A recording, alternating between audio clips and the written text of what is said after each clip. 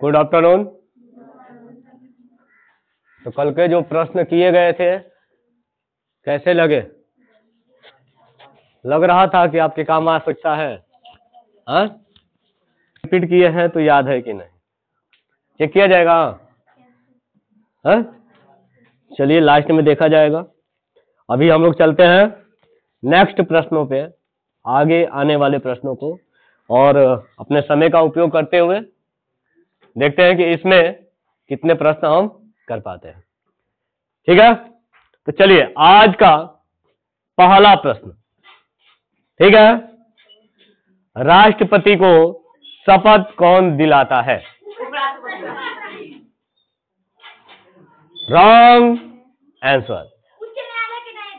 उच्च न्यायालय का न्यायाधीश राष्ट्रपति को शपथ दिलाने का काम करता है। चलिए दूसरा प्रश्न, जापान की मुद्रा क्या है? वेरी गुड, येन। जापान की मुद्रा हमारी है येन। अगला प्रश्न है, इंडियन मिलिट्री एकेडमी कहां स्थित है? इंडियन मिलिट्री एकेडमी कहां स्थित है? बताइए कैसा है प्रश्न। तो चलिए इसका right answer Dehradun. Right answer है देहरादून। अगला प्रश्न, माउंट एवरेस्ट पर चढ़ने वाली पहली भारतीय महिला कौन है? वेरी गुड, विछेंद्री पाल। अगला प्रश्न है, डेविस कप किस खेल से संबंधित है? Wrong answer. Right answer tennis. अगला प्रश्न, माउंट एवरेस्ट पर 2 बार चढ़ने वाली पहली भारतीय महिला कौन है? संतोष यादव। अगला है, उच्च न्यायालय का मुख्य न्यायाधीश कब तक अपने पद पर रहता है? अच्छा, वेरी गुड, 65 वर्ष की आयु तक। बहुत अच्छा, अति सुंदर। चले अगला प्रश्न है, सदन का उच्च सदन कौन सा होता है? संसद का उच्च सदन कौन सा होता है?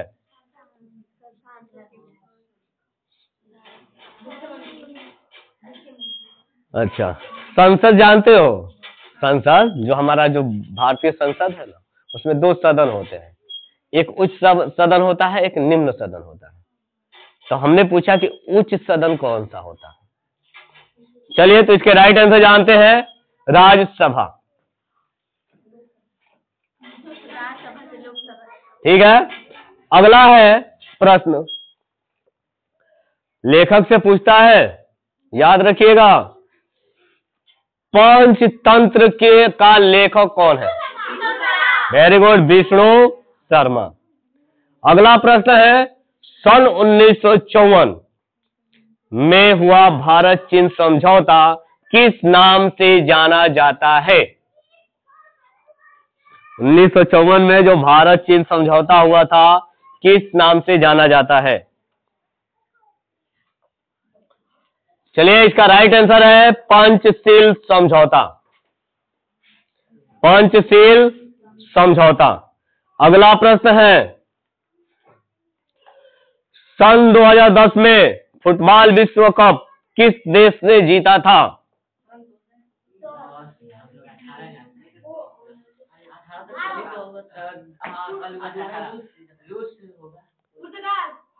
राइट आंसर है स्पेन।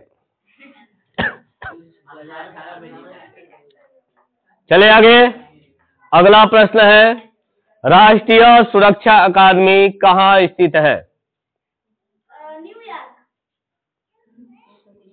इसका राइट आंसर है पूना के पास खंडगवाल साला में। खंडगवाल साला में स्थित है। अगला है डिस्कवरी ऑफ इंडिया किसने लिखी है? Very good, Pandit Jawaharlal Nehru. अगला है एक स्वस्थ मनुष्य का हृदय 1 मिनट में कितनी बार धड़कता है? राइट आंसर 72 बार। अगला प्रश्न, पहली जनगणना, भारत में पहली जनगणना कब हुई थी? वाह वाह वाह, वही बात आ गई, फिर कल भी बताए थे। कल भी बताए थे बेटा कि कुछ काम पहले भी हुए हैं, सब 2000 और 2014 और 2015 ऐसे ही नहीं हुए हैं, उससे इसका राइट आंसर है 1872। पहली जनगणना जो हुई थी 1872 में हुई थी। ठीक है, अगला है, अगला प्रश्न देखिए, डबल फॉल्ट शब्द किस खेल में प्रयुक्त होता है? डबल फॉल्ट शब्द किस खेल में प्रयुक्त होता है? चलिए, तो राइट आंसर है इसका टेनिस।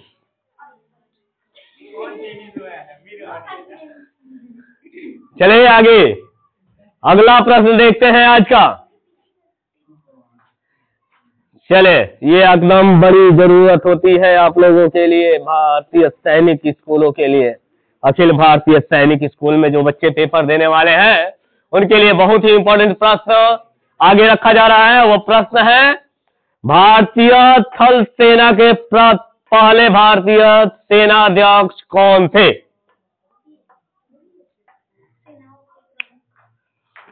भारतीय थल सेना के पहले भारतीय सेनाध्यक्ष कौन थे?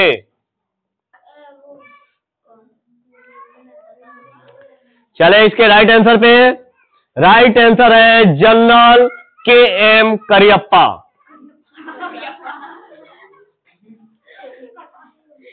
अगला प्रश्न, अगला प्रश्न है, लाई हरोबा किस राज्य का लोक नृत्य है?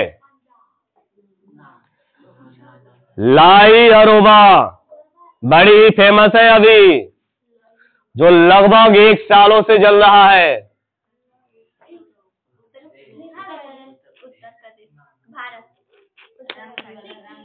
इसीलिए बेटा कहा जाता है कि कभी 10 मिनट 15 मिनट का टाइम निकालकर आप लोग न्यूज जरूर देखिए।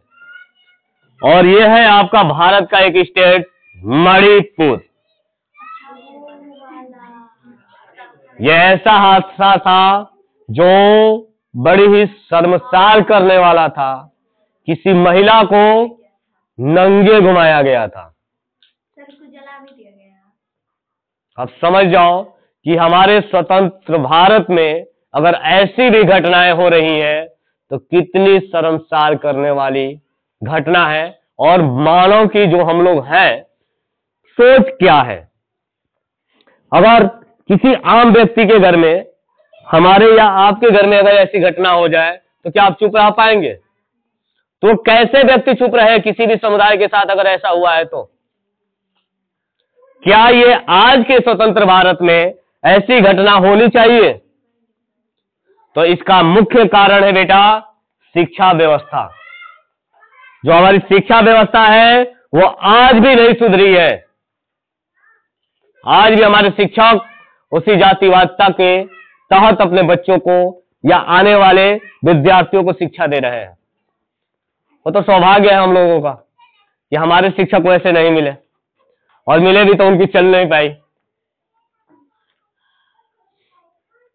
क्योंकि जो आवासीय विद्यालय जैसे कॉम्पिटेटिव पास करके जाते हैं बच्चे ना, बड़ी वो जिले के टैलेंटेड बच्चे होते हैं। स्टेट लेवल पे हो तो स्टेट के टैलेंटेड बच्चे होते हैं, और उनके आगे क्या चलेगी, खुद उत्पाती करते हैं। इसलिए अगर कुछ लोग होते भी थे तो उनकी नहीं चल पाती थी। तो शुक्र था कि हम लोग का जो परिवेश मिला ना, इतना बेहतर मिला कि जातिवादिता, धर्मवादिता, ये सारी चीजें तो भूल ही गए थे। अगर आज के सोसाइटी में अगर किसी को कहा दिया जाए कि एक थाली में 10 लोग बैठ के खाने वाले हैं, तो वहां पे देखेंगे कौन किस बिरादरी का है, कौन किस कास्ट का है। और नवोदय में एक थाली में कौन कैसे आया है नहीं पता है, हाथ धोया है नहीं धोया है, बस देख लिया खाते हुए ना, तब तो हो गया बड़ी। हाँ, कोई नाम पूछता है ना सर, तो नाम बताते हैं कौन बिरादरी की हो। तो ये हमारी समाज की विडंबना है। तो बेटा ये जरूरी है, आप काबिल बनिए, उस काबिल बनिए कि भारत को एक ऐसे दिशा में ले जाइए कि जहां पर ये चीजें क्या हो, खत्म हो। नहीं तो अनपढ़ जैसी व्यवस्था रहेगी तो ऐसे ही चलती रहेगी और लोग चिल्लाते रहेंगे। आज किसी पढ़े लिखे को देखे हो नारा लगाते हुए, किसी का वोट मांगते हुए? जो कम पढ़े लिखे हैं ना, वही रैलियों में घूमते रहते हैं, मंदिरों के किनारे जाके रैलियों में जय श्री राम और पार्टी का नाम का झंडा लेकर घूमते रहते हैं। पढ़े लिखे लोगों को कहाँ यहाँ फुर्सत है? तो आप इस लायक पढ़िए, इस लेवल पे बनिए कि अच्छे नागरिक बन के समाज के और अपने देश के अच्छे अंग के रूप में काम आइए। अभी भी नहीं कि आप अपने वर्तमान समय में होने वाले अधिकारियों के जैसे भ्रष्ट, करप्ट। यानी कि अगर 100 लोग हैं तो मात्र 2 लोग अच्छे मिलेंगे, बाकी 98% की जनसंख्या क्या है, करप्ट है। तो बेहतर बनने का प्रयास कीजिए, बेहतर जब पढ़ेंगे, बेहतर जानेंगे तब। इसलिए न्यूज के साथ, पेपर के साथ जुड़ जाइए इसी समय से, बहुत ही इंपॉर्टेंट है। क्योंकि आने वाले फ्यूचर में जब भी कोई कंपटीशन देते हो ना, तो करेंट अफेयर्स बहुत पूछे जाते हैं, लेकिन हम लोग न्यूज के साथ नहीं रहते हैं। अब न्यूज देखे भी तो क्या देखे, किसकी देखे? या न्यूज में भी ऐसी दुर्दशा है, समझ नहीं आता है कि किसकी न्यूज को सही माना जाए। आने वाला फ्यूचर कहाँ जाएगा पता नहीं। चलिए हम लोग कहाँ जाएंगे ये हम लोगों को पता है, ठीक है, ऊपर जाएंगे। चलिए अच्छी बात है, जल्दी ऊपर जाए, मुक्ति मिल जाए। ठीक है, अगला प्रश्न है, भारत के किस राज्य में रबड़ का सबसे अधिक उत्पादन होता है? बहुत बढ़िया, बताइए। बहुत गुड, आहे पे तुक्का मारा है। चलिए केरल है राइट आंसर, केरल। अगला प्रश्न, कोलकाता किस नदी के किनारे स्थित है? हुगली। चलिए तो अगला प्रश्न देखते हैं। अगला प्रश्न है आपका, पौधों में जीवन होता है, यह किस भारतीय वैज्ञानिक ने बताया था? वेरी गुड, जगदीश चंद्र बसु। अगला प्रश्न, महात्मा गांधी द्वारा साबरमती आश्रम कहाँ स्थापित किया गया? बताइए, इतना आसान क्वेश्चन नहीं बता पाएंगे। हाँ हाँ,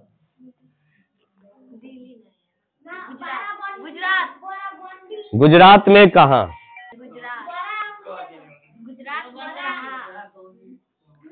गुजरात में कहाँ? अच्छा, चलिए राइट आंसर अहमदाबाद, गुजरात। अगला प्रश्न है,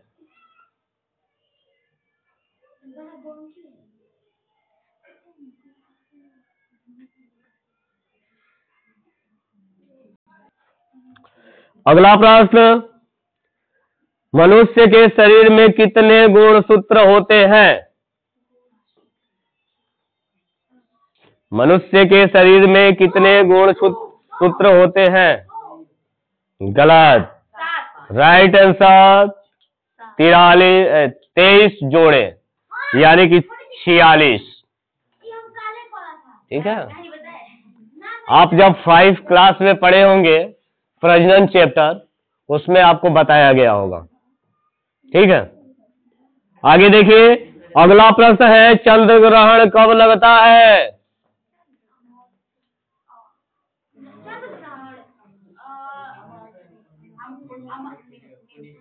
राइट आंसर पूर्णिमा। अगला प्रश्न, भारत छोड़ो आंदोलन कब शुरू हुआ?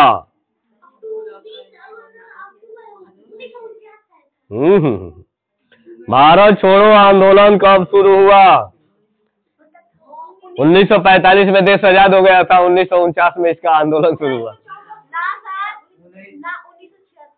अच्छा, चलिए राइट आंसर 8 अगस्त 1942। 8 अगस्त 1942। अगला प्रश्न, मनुष्य के शरीर का समान रक्तदाब कितना होता है? मनुष्य के शरीर का समान रक्तदाब कितना होता है? चलिए राइट आंसर 80 से 120 मिलीमीटर mm बीपी। चले अगला प्रश्न, उत्तरी गोलार्ध में सबसे छोटा दिन कब होता है?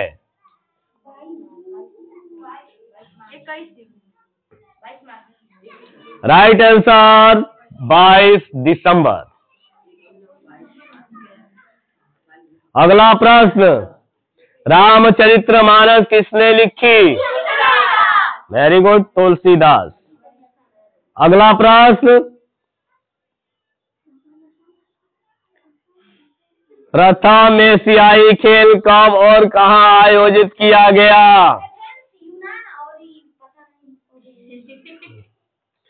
राइट आंसर मई 1951 में नई दिल्ली। अगला प्रश्न, वायुमंडलीय दाब किस यंत्र से मापा जाता है?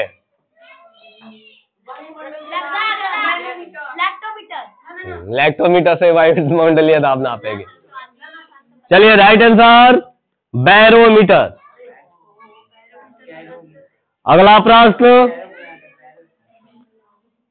हरियाणा का पहला महिला विश्वविद्यालय कौन सा है और कहां है?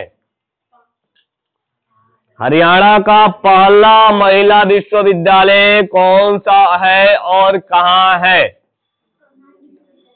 चलिए राइट आंसर है भगत फूल सिंह महिला विश्वविद्यालय, खानपुर कलना, सोनीपत। भगत फूल सिंह महिला विश्वविद्यालय कहाँ है? खानपुर में है, सोनीपत में। ठीक है, अगला प्रश्न, चले या रहने दे? 50 क्वेश्चन हो गए आपके? नया है? चले आगे। 23 दूना 26 करीब हो गए होंगे। अब गिने थोड़े, नंबर चीज डाले हैं, ही कर रहे हो। चले आगे। चले अगला देखिए, आप गिनते रहिएगा आप लोग। चले अगला, टेस्ट मैच की एक पारी में सभी 200 विकेट लेने वाला भारतीय कौन है?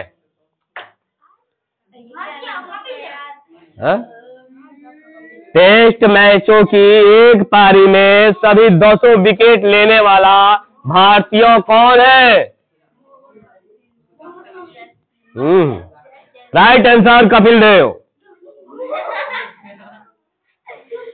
अगला प्रश्न, सन 1918 में विश्व फुटबॉल कहाँ हुआ था? होगा गलत लिख दिया है, क्या होगा भैया? ये हुआ था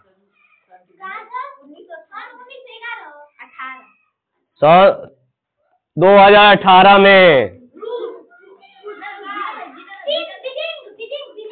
सन 2018 में फुटबॉल विश्व कप कहाँ हुआ था? राइट आंसर है रूस। चले अगला प्रश्न है, ये संसार में सर्वाधिक जनसंख्या वाला देश कौन सा है?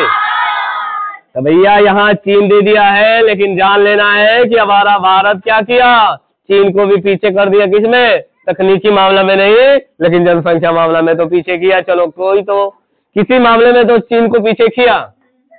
हाँ? ठीक है।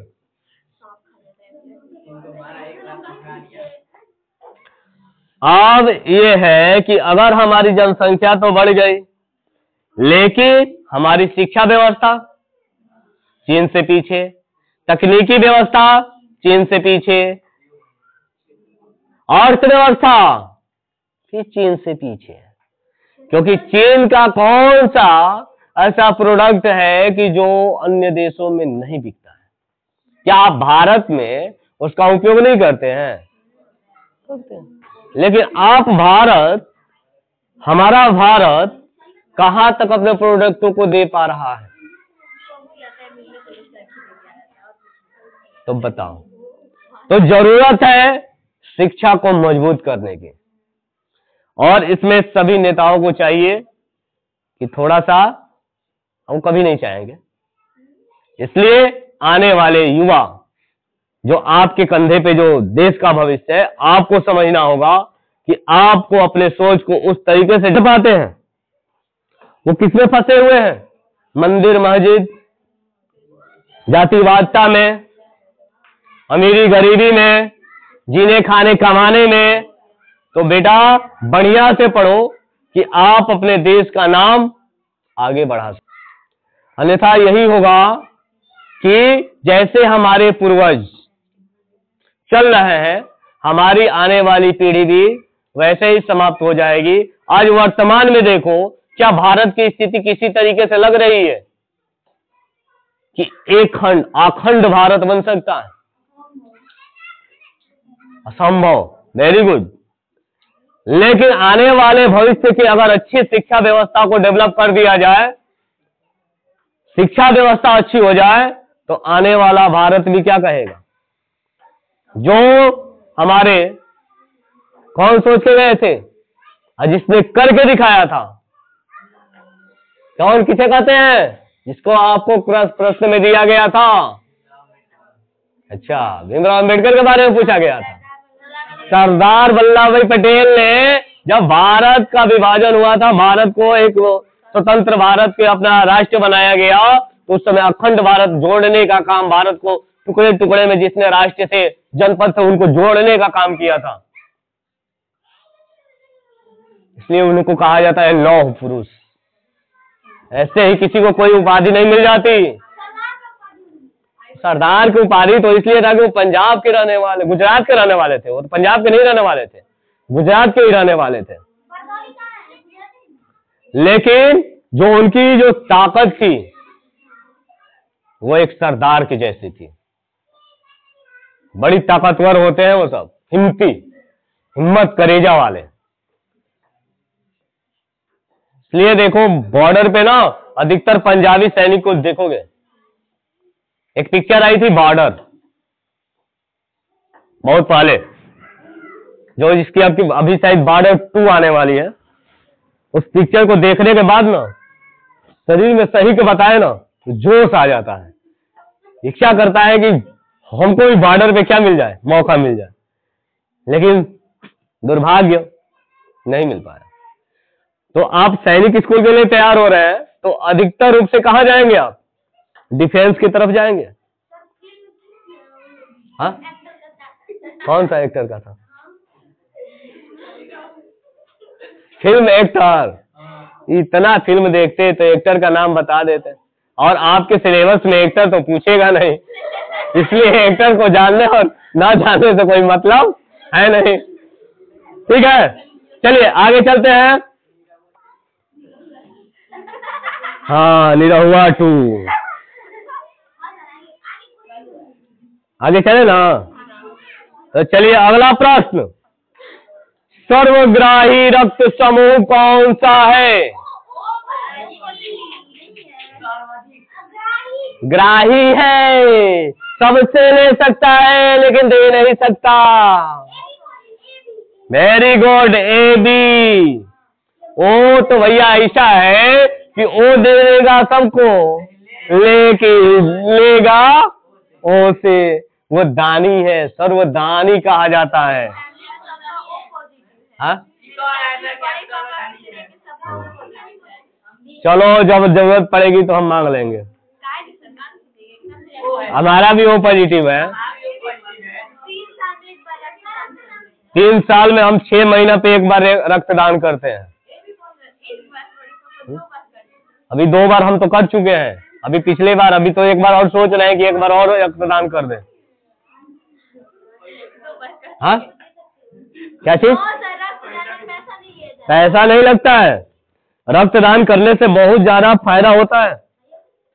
आपके जो बॉडी का जो, कुछ लोग सोचते हैं ना, जब पहली बार हम रक्तदान किए थे, रक्त दिए थे, तो आप ही के जैसा स्टूडेंट, हमारा स्टूडेंट था, जो आज हम लोग के बीच नहीं है। आज हम लोग के बीच नहीं है, वो दुनिया में भी नहीं है। रिमझिम गुप्ता। सही बताया तो हमको यकीन नहीं था, फर्स्ट टाइम हमने रक्तदान किया था। ऐसे ही उसके पापा फोन किए, सर खून की जरूरत है। सोचे कि मजाक कर रहे हैं, आप खून का करेंगे। फिर फोन किया, ले लीजिए खून का है, जान दे दे। फोन किया कि खून देना है। सही है, पहली बात तो सही बताए तो डर लगा, लेकिन हिम्मत से तो पहले से हिम्मती तो है। चले गए, वहां गए हॉस्पिटल, तो सब वो इंक्वायरी करने लगा। फिर किया, इतना बड़ा सा मोटा सा सुई लाया, 10 खोजा, घोप दिया। पता ही नहीं चला कब एक यूनिट खत्म हुआ, ब्लड निकला, और इसके बाद वहां से निकले, घर पे किसी को नहीं बताए थे कि हमने रक्त दिया है, क्योंकि जानते हो घर में अगर कोई पढ़ा लिखा नहीं होता है ना तो बड़ी टेंशन में हो जाते हैं। चिल्ला सकते हैं और फलाने ठिकाने बहुत तरीके की बातें होती है। अब तो हुआ तो रक्त तो दे दिए, उसके पापा के साथ चले आए घरे। तब तक सुबह पड़ गया था महाशिवरात्रि, जाना पड़ गया। पापा कह रहे हैं कि चलो चलना है मेहदार। आप तो कहेंगे कि रक्त तो दिए हैं तब तो हो जाएगा कल्याण। हम कहेंगे चलिए। अब बाइक उठाए 100 किलोमीटर अप डाउन मारती है। ब्लड देने के बाद भी कितने लोग कहते हैं कि चक्कर आ जाता, कुछ नहीं, एक हफ्ता के बाद सब कुछ मेंटेन, एकदम फिट। और रक्त देने से क्या होता है कि आपको कभी हार्ट अटैक नहीं आएगा, आपको कभी कैंसर नहीं होगा। इसलिए रक्त का अनुदान सबसे बड़ा अनुदान माना जाता है। जब भी आपको रक्त देने का समय आए, इसलिए कहा जाता है कि खा पी के थोड़ा मजबूत हो तो रहा करो। ठीक है, तो पहली बार हमने रक्त दिया था। इसके बाद तो अपने विद्यालय में दिया था। विद्यालय वाला तो बड़ी जबरदस्त था। पिछले बार एलमुनाई में 2024 के एलमुनाई जब हुआ था, उसमें रक्त शिविर लगा था। तो हम लोग 2 दोस्त गए थे, 2-3 लोग थे, तो हुआ कि भाई रक्त देना है, तो हम तो रक्त दे दिए। रक्त देने के बाद एक फ्रूटी मिला, एक बिस्किट मिला। चले, तो एक का हुआ, एक और हमारा दोस्त था, वो गया रक्त देने, तो उसका डर रक्त नहीं निकल रहा था। 100 ग्राम के बाद निकल ही नहीं रहा था, इतना डर गया कि उसका रक्त ही नहीं निकल रहा था। बाद में मैम कह रही है कि तू उठ जाओ। समझ जाओ, तो डरना नहीं, कुछ होता नहीं है। एक बेहतर प्यूरिफाई हो जाता है हमारा रक्त, और जो भी हमारे रक्त की जो कमियां होती है वो फिर से एक नए सर्कल से, नए सेल्स के द्वारा डेवलप हो जाती है। विटामिन के की कमी भी नहीं होती है। समझ में आया? तो रक्तदान करना चाहिए। अगर कभी भी मौका मिले रक्तदान करने से, तो पीछे नहीं हटना चाहिए, क्योंकि आपके एक रक्तदान से एक जिंदगी बच सकती है। लेकिन लोग डर जाते हैं, इसलिए थोड़ा खाना पीना भी मजबूती से करो। और कभी भी रक्तदान करना चाहिए तो 18 वर्ष के उम्र के बाद, पहले नहीं। पहले आपके सेल्स, आपको जरूरत है, आपके बॉडी में बहुत सारे हार्मोन्स चेंजिंग होती रहती है, ठीक है? तो वो तो आपको चेक करने के लिए निकाल लिया होगा। चलिए आगे, अगला प्रश्न चलते हैं। और अगला प्रश्न है हमारा, असहयोग आंदोलन किस वर्ष शुरू हुआ? असहयोग आंदोलन किस वर्ष शुरू हुआ? Very good, 1929, 1920।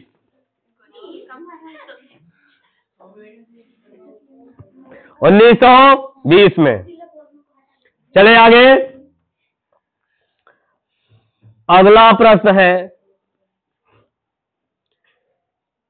पेनाल्टी स्ट्रोक किस खेल में प्रयुक्त होता है?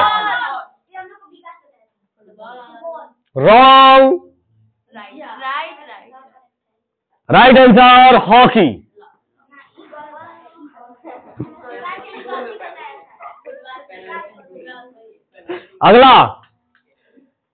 अगला प्रश्न है, भारतीय संसद का निम्न सदन कौन सा है? भारतीय संसद का निम्न सदन कौन सा है? भारतीय संसद का निम्न सदन कौन सा है? Very good, Lok Sabha. 2 सदन होता है, एक राज्यसभा, एक लोकसभा। पूछा जाता है कि संसद के कितने सदन होते हैं, तो संसद के 2 सदन होते हैं। राज्यसभा को उच्च सदन कहा जाता है और लोकसभा को निम्न सदन कहा जाता है। दोनों प्रश्न आपको पूछे जा चुके हैं, ये याद रखिएगा। चले आगे, अगला प्रश्न ये हो चुका है तो इसको हम लोग छोड़ देते हैं, रिपीट करते हैं। चलिए, रिपीट है, सिख धर्म के संस्थापक स्थापना किसने किया थी? गुरु नानक देव। चलिए, अगला प्रश्न है वो है, भारत की जनसंख्या कितने वर्ष बाद होती है? गलत, कल ही इसमें चर्चा हुई थी कि 2011 में हुई थी, 2021 में होनी चाहिए थी, लेकिन चाइना वाला ने कोविड भेज दिया, जिसके वजह से अभी तक जनसंख्या की काउंटिंग नहीं हो पाई है।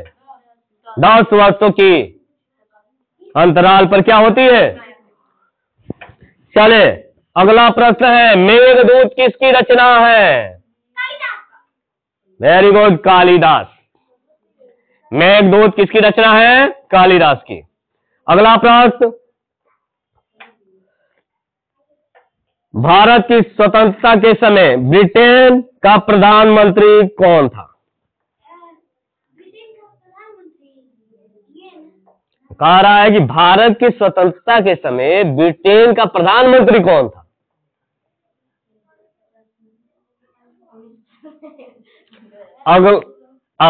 इसका राइट आंसर क्लेमेंट एटली। अगला प्रश्न है, एक्जिमा, सुनते हो मेला में एक्जिमा हुआ हो, दवा ले लो। नहीं देखे दर्जी मेला में? हाँ, ये गाड़ी वाला चिल्लाता रहता है एक्जिमा वाला बीमारी। हाँ, सब तुम लोग। एक्जिमा रोग शरीर के किस अंग को प्रभावित करता है?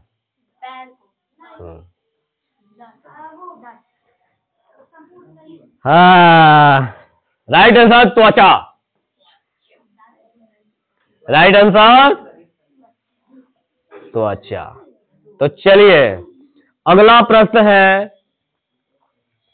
स्काउट एंड गाइड्स, जानते हैं स्काउट गाइड्स? हम लोग 2018 में करवाए थे, अभी उन लोगों का सर्टिफिकेट कितने लोगों का हमारे पास ही पड़ा है। स्काउट एंड गाइड संस्था के स्थापना किसने की थी? नहीं यार, हम नहीं किए थे।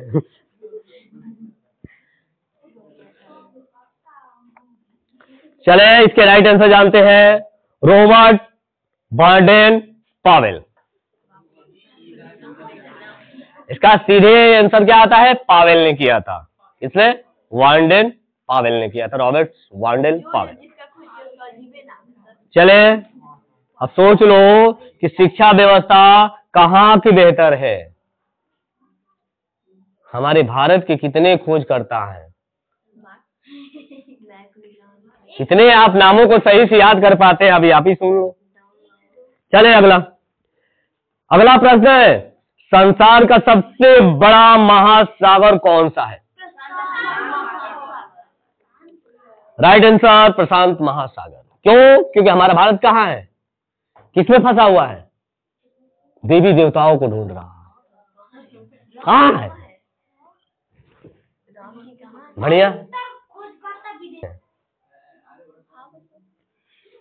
जीरो की खोज की मतलब अधिकतर की बात की गई है, गिने चुनों की बात नहीं की गई है।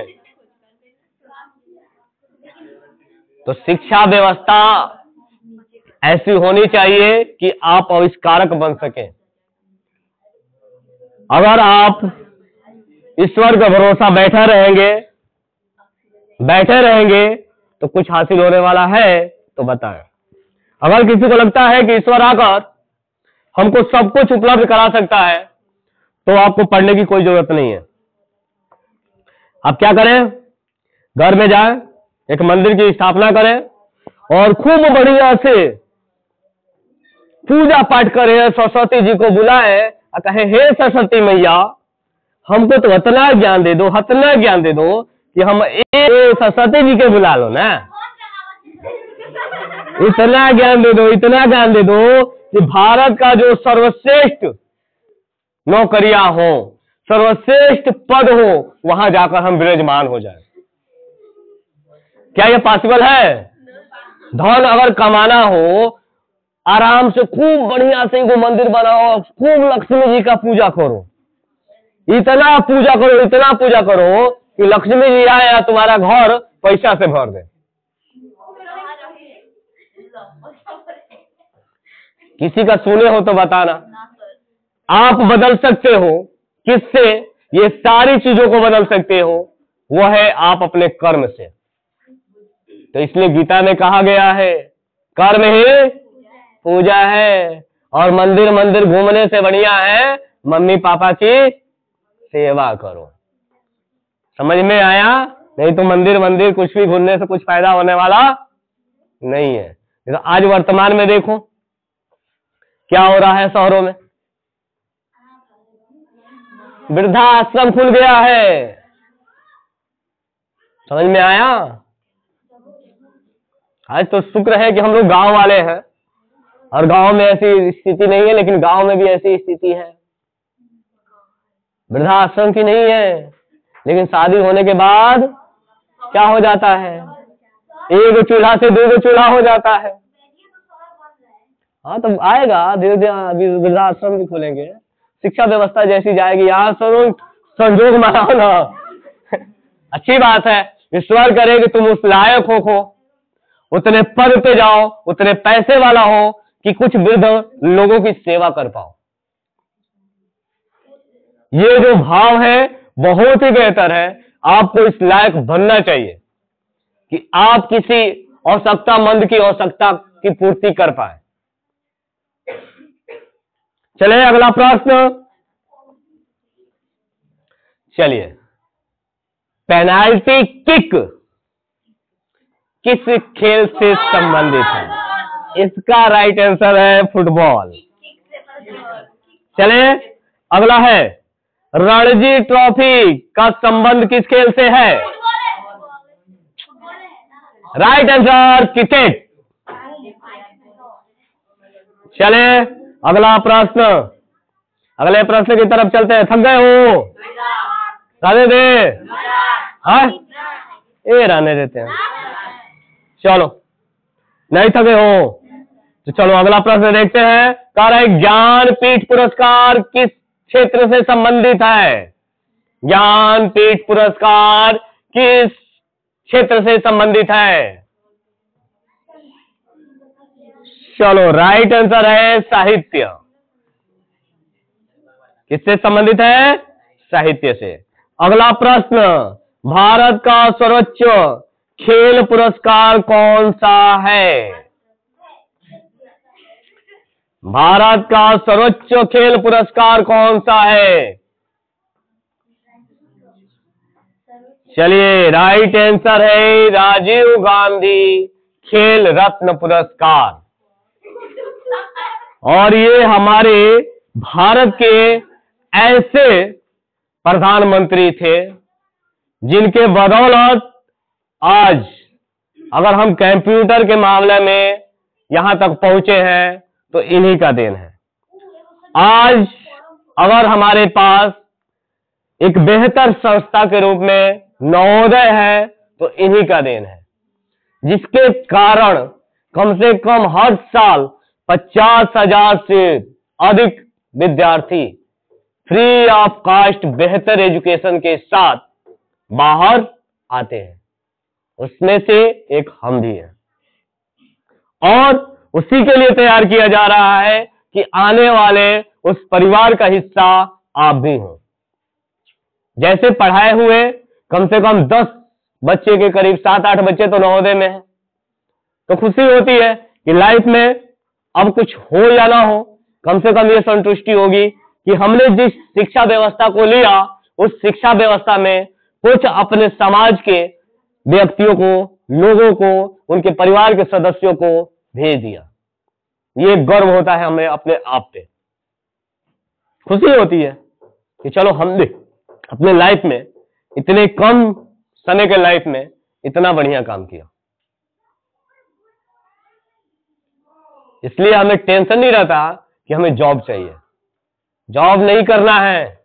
जॉब भी करेंगे तो बस टीचर का ही जॉब करेंगे, अन्यथा अपना बिजनेस करेंगे,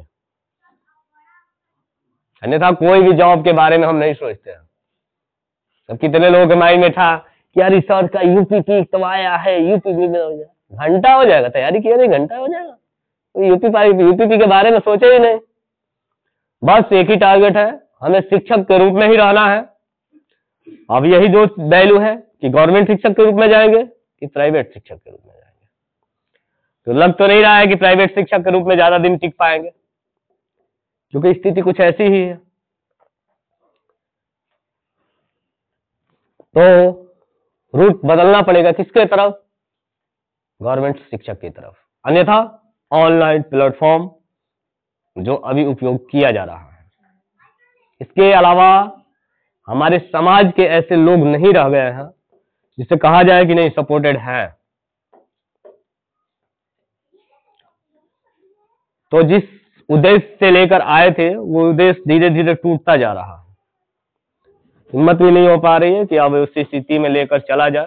तो 2 प्लेटफॉर्म हमारे पास बच गया है, एक तो ऑनलाइन प्लेटफॉर्म जिसका उपयोग आपको किया जा रहा है, और एक सेशन के लिए और भी करेंगे। अगर हमारा ऑनलाइन प्लेटफॉर्म तैयार हो जाता है तो फ्यूचर आपके साथ यानी कि आने वाले क्षेत्र के बच्चों के साथ जुड़े रहेंगे, अन्यथा एक ही लक्ष्य है, जब तक जिंदा रहेंगे एक को नवोदय में भेजते रहेंगे, कोई नहीं रोक सकता है। एक बच्चों को भेजने से कोई नहीं रोक सकता है, क्योंकि वो अपनी कैपेसिटी अपना रखे हैं कि एक बच्चे को हमें तैयार करके भेजना है। तो उस उद्देश्य से आप ऐसी शिक्षा व्यवस्था बनाइए, अपने आप को इस लायक बनाइए कि जब आप समाज में आए ना 10 साल 20 साल बाद, तो आप एक बच्चे को, किसी एक बच्चे, गरीब बच्चे का ना पढ़ाने का खर्च उठा लें। एक साल में कितना लगा देंगे? 10,000, 20,000, 50,000? 50,000 भी लगाते हैं तो उस समय आपकी कैपेसिटी कितने की होगी? कितना % लगा सकते हैं? अपने सैलरी का केवल 10% केवल एक गरीब बच्चे पे खर्च कर दें, देखिए भारत का पूरा नक्शा बदल जाएगा और राजनीति नहीं चल पाएगी किसी की। लेकिन ये चीजें कभी भी नहीं हो सकती। क्यों नहीं हो सकती? क्योंकि हमारी शिक्षा को इस तरीके से ही बनाया गया है। आज अगर हम कह पाते हैं, कर पाते हैं, तो इसमें सबसे ज्यादा जो योगदान है हमारे विद्यालय का है। नवोदय विद्यालय के ऐसे शिक्षक मिले कि जिन्होंने ऐसी सोच डेवलप की, इतनी शिक्षा दी कि माइंड अपने आप सेटअप आ गया किधर? समाज की तरफ। हमने फ्री में खाया, अब हमारा भी दायित्व बनता है कि अपने समाज को एक अच्छा निर्देश, एक नए रास्ते और नए मार्ग पर पहुंचाने का काम करें। तो अब भी आने वाले भविष्य में क्या करेंगे 20 साल बाद, ये आप पे डिपेंड करता है। और आज क्या है? सुभाष चंद्र बोस जयंती। जानते हैं वो पढ़ाई में कैसे थे? वो अपने समय में 4थे स्थान पे थे, जो आज जाना जाता है IAS के नाम से। उस समय जाना जाता था ICS के नाम से। उसमें चौथे रैंक प्राप्त करने वाले व्यक्ति थे। अब सोच लो कि पढ़ाई कितना मजबूत था उनका, चौथा रैंक। अभी तो सपना हो जाएगा, उसके लिए मेहनत करने के लिए आज सबसे हाईएस्ट यानी कि IAS बनने के लिए आपको कितना मेहनत करना पड़ेगा।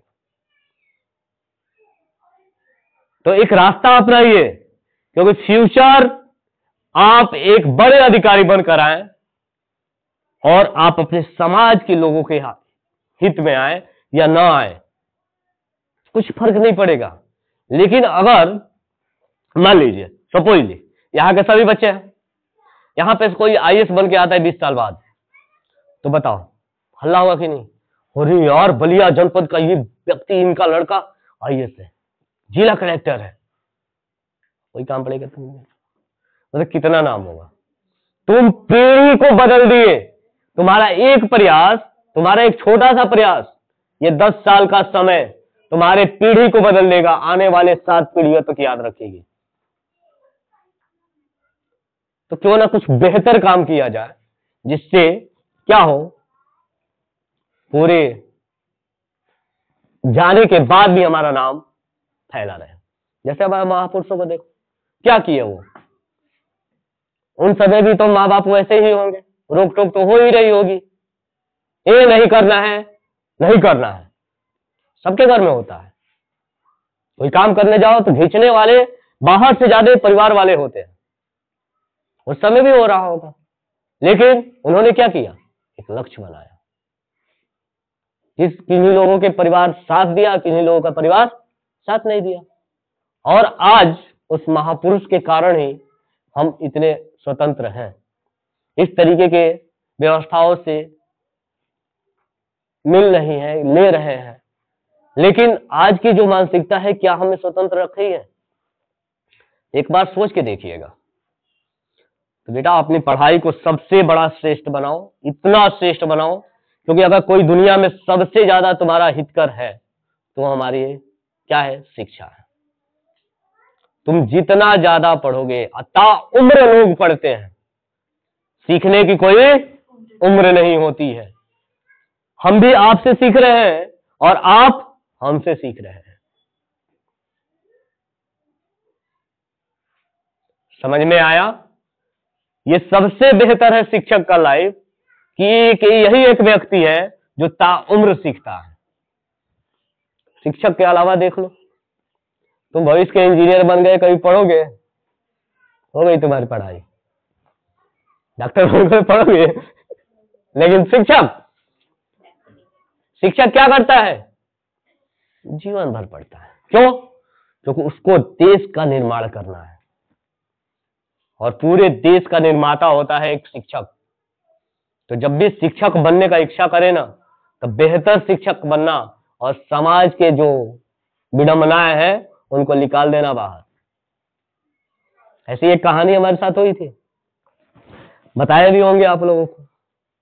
एक बार एक लड़की आई पढ़ने के लिए, 1-2 दिन पढ़े, आई तो कह रही है कि सर आपके यहाँ मुस्लिम टीचर पढ़ाते हैं ना, तो पापा मना कर हम नहीं पढ़ेंगे। ऐसी बात है, तुम चले जाओ यहाँ से, हम तुम्हें नहीं पढ़ाएंगे।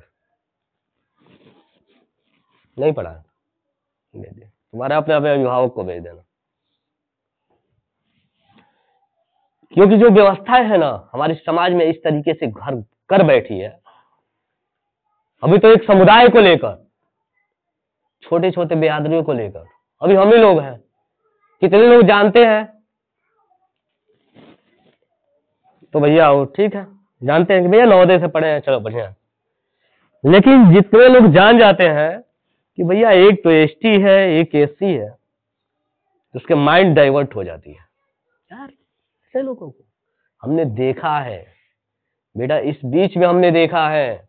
एक बार एक व्यक्ति, एक अभिभावक ने हमसे कहा कि सर ऐसी बात है कि संस्कार जो है ना वो हम लोग के समाज से क्या होता जा रहा है, खत्म होता जा रहा है। आप लोग के स्कूल में भी ये चीजें डेवलप नहीं हो पा रही है कि बच्चे आ रहे हैं पैर छूते नहीं हैं, घर पे अभिभावक का पैर नहीं छूते हैं, स्कूल में टीचरों का पैर नहीं छूते हैं, उस समय ही लागू किया गया, जो आज आप लोग करते हैं ना, उसी समय लागू किया गया था।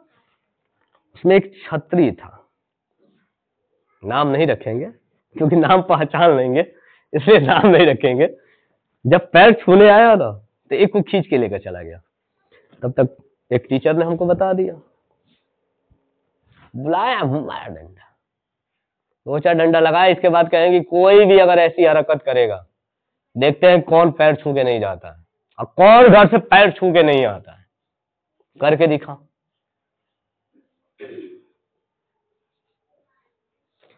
आज हम लोग को गर्व होता है, हम लोग कहीं पे भी चले जाए ना, शर्म नहीं आनी चाहिए।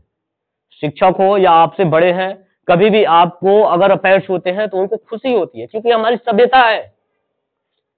लेकिन आज हम अंग्रेजी माध्यम, पश्चिमी सभ्यता के माध्यम में चले जा रहे हैं, good morning, good afternoon, good evening कर रहे हैं। तो ये कहां से हमारी सभ्यता है? एक ऐसी ही कहानी बता रहे, हमने पहली बार अपने एक टीचर से मिला जो कभी नहीं मिले थे।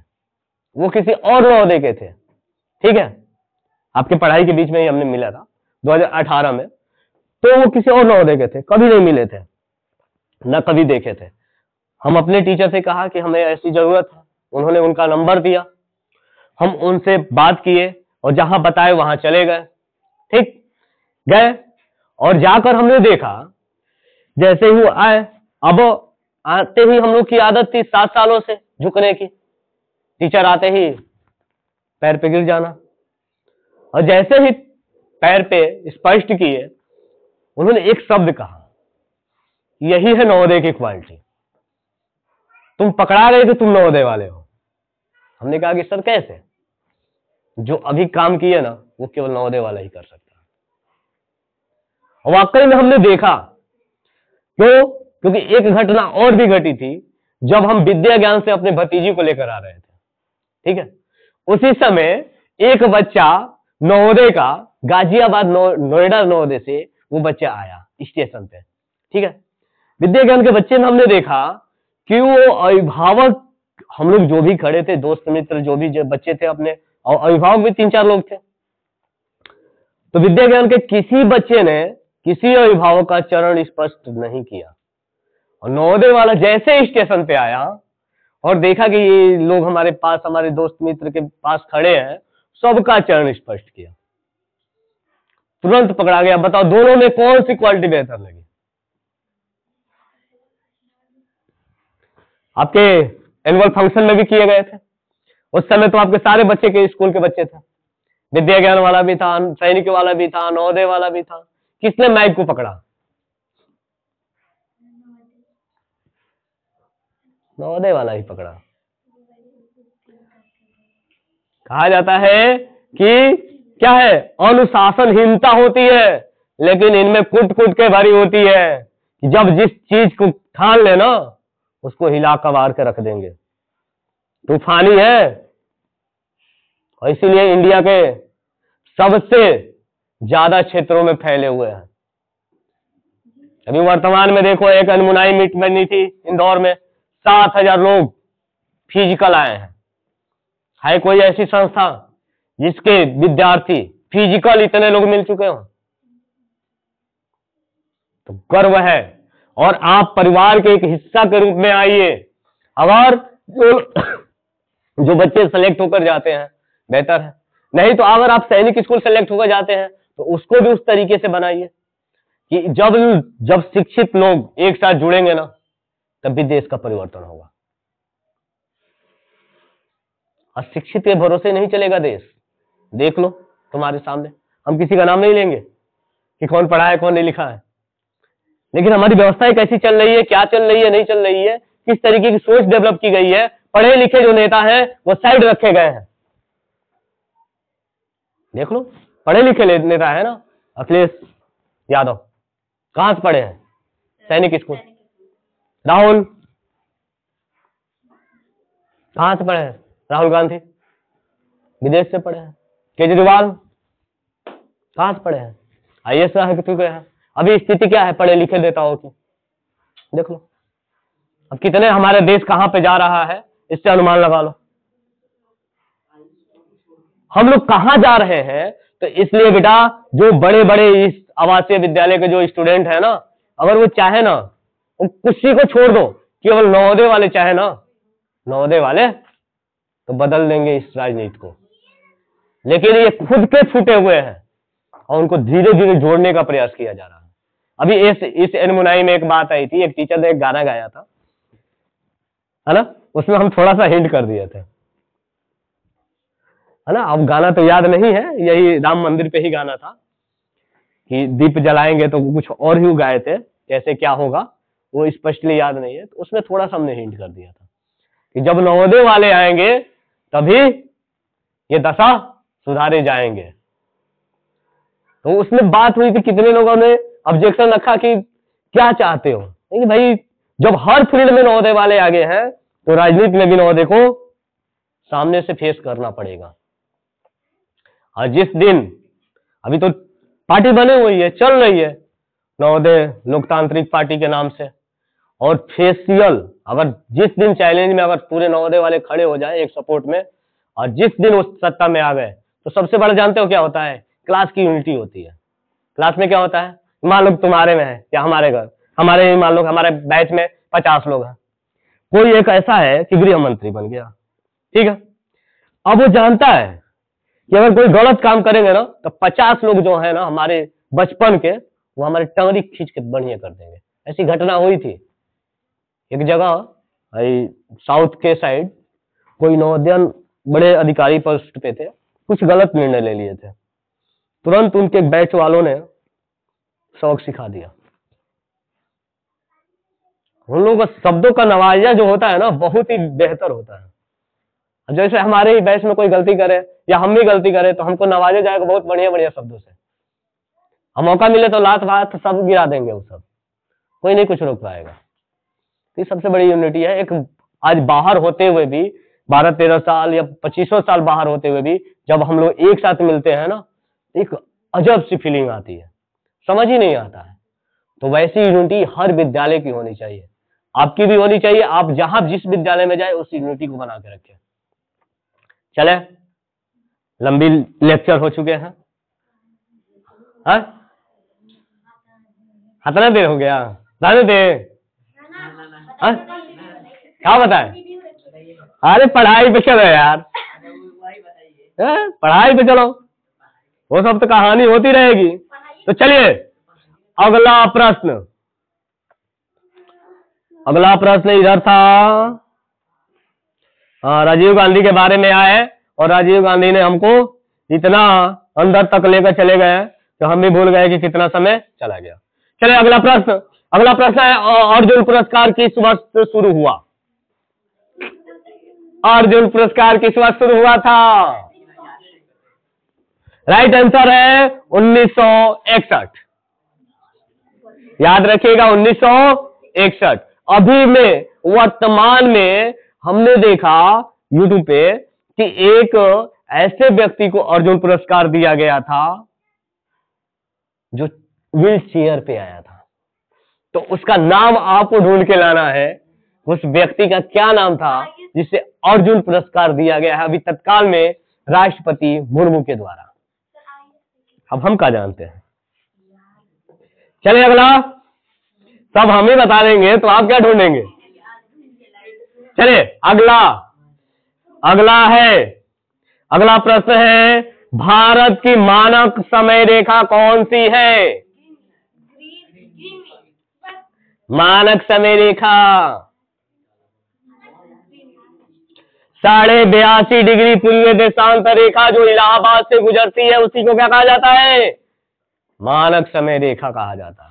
क्या बताओ यार, इतने आसान आसान प्रश्न जो भूगोल में पढ़े हुए हो नहीं बता पा रहे हो। चलो अगला, मैग्सेस पुरस्कार पाने वाला पहले भारतीय कौन थे? मैग्सेस पुरस्कार पाने वाले पहले भारतीय कौन थे? अच्छा, सब रविन्द्रनाथ टैगोर ही पालेंगे। चलिए right answer Vinoba Bhave. Right answer है विनोबा भावे। तो कुछ तो विनोबा भावे के लिए भी तो छोड़ना चाहिए था ना। तो चलिए विनोबा भावे है, राइट आंसर है। चलिए अगला है मोनालिसा। मोनालिसा का नाम सुने हैं? अभी बड़ी फेमस एक मोनालिसा चल रही है महाकुंभ में। महाकुंभ में एक लड़की का नाम है मोनालिसा। हाँ, मोनालिसा है ना। तो मोनालिसा की आंखें इतनी इतनी फेमस है कि मीडिया हो रहा है, ये सब कुछ छोड़ के बेचारे उस मोनालिसा के पीछे पड़े हुए हैं। हाँ, तो हम बात कर रहे हैं मोनालिसा पेंटिंग की। ठीक है, तो मोनालिसा किसकी विश्वविख्यात पेंटिंग है? चले गए महाकुंभ की मोनालिसा की आंखें देखने। चले, मोनालिसा किसकी विश्वविख्यात पेंटिंग है? चले, right answer Leonardo da Vinci. Leonardo da Vinci. ठीक है, अगला प्रश्न है, स्वांग किस राज्य का लोक नृत्य कला है? स्वांग किस राज्य का लोक नृत्य कला है? चलिए, तो राइट आंसर है हरियाणा। क्या है? हरियाणा। यह प्रश्न पहले हो चुका है। इस प्रश्न को थोड़ा सा हम लोग क्या करते हैं, मिटा देते हैं। प्रश्न है क्या, भारत में कितने मुख्य न्यायालय हैं? वही उच्च न्यायालय, मुख्य न्यायालय नहीं, उच्च न्यायालय, सॉरी। उच्च न्यायालय ये पढ़ चुके हैं, पहले जान चुके हैं। चलिए आगे चलते हैं। अगला प्रश्न थोड़ा सा कठिन लग सकता है, लेकिन समझिएगा। कह रहा है कि कोई भी विधेयक धन विधेयक है या नहीं, इसका फैसला कौन करता है? कोई भी विधेयक धन विधेयक है या नहीं, इसका फैसला कौन करता है? राइट आंसर है लोकसभा अध्यक्ष। तो बता दीजिए वर्तमान लोकसभा अध्यक्ष कौन है? वर्तमान लोकसभा अध्यक्ष कौन है? करंट अफेयर्स के प्रश्न है, बताइए।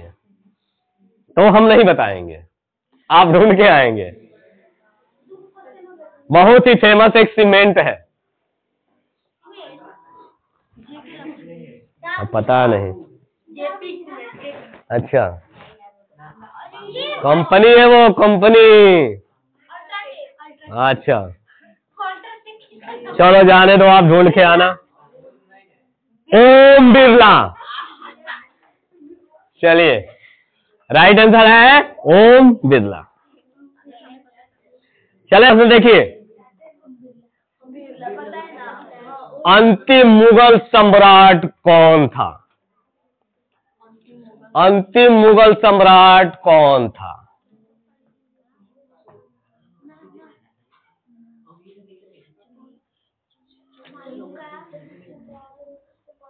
राइट आंसर बहादुर शाह जफर द्वितीय। आप ये आलू खा रही होगी। चले अगला प्रश्न, कह रहा है कि तंबाकू पर पूरी तरह प्रतिबंध लगाने वाला विश्व का पहला देश कौन है? तंबाकू जानते हो ना, सुरती।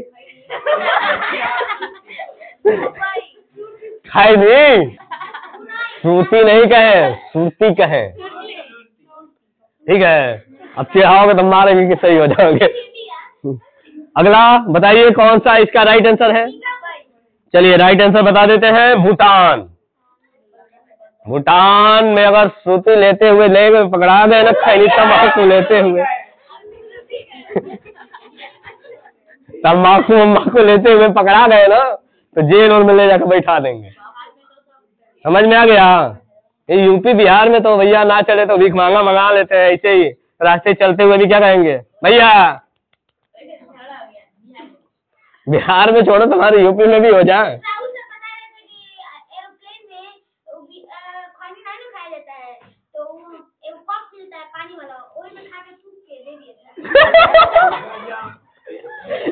चलो पहले पूछा क्या हम खा सकते हैं, बोले कि नहीं नहीं अलाउ नहीं है। उसके बाद उससे पानी मांगा, उसमें थूका, बोला लीजिए। अच्छा चलो अगला प्रश्न बड़ी ही इम्पोर्टेंट है और प्रश्न बहुत बार पेपरों में पूछा जा चुका है। प्रश्न है गोदान किसकी रचना है? हाँ वो, अरे Munshi Premchand. Very good, right answer Munshi Premchand. यानी कि ये स्पष्ट दिखा रहा है कि आप जीके का जो तैयारी है आपकी वीक चल रही है। तो सैनिक स्कूल वाले ध्यान दे दे, कहीं 18 जनवरी की हालत दोबारा फरवरी में ना आए। समझ में आया? किसी भी मुसीबत आ जाए, कोई भी आंधी तूफान आ जाए, कोई भी भूत पिचास आ जाए, पेपर तोड़ के आएंगे या छोड़ के आएंगे? हाँ, तो चलिए अगला प्रश्न है, स्वाइन फ्लू बीमारी किस विषाणु से फैलती है? स्वाइन फ्लू बीमारी किस विषाणु से फैलती है? तो इसका राइट आंसर है H1N1।